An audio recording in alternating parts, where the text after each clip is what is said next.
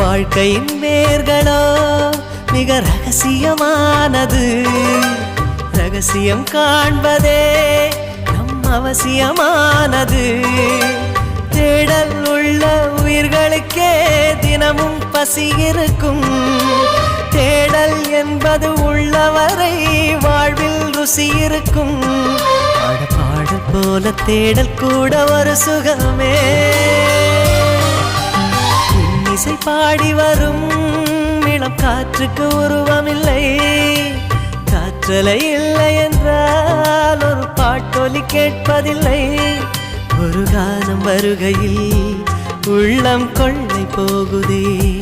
ஆனால் காற்றின் முகவரி கண்கள் அறிவதில்லையே. இந்த வாழ்க்கையே ஒரு தேடல் தான்.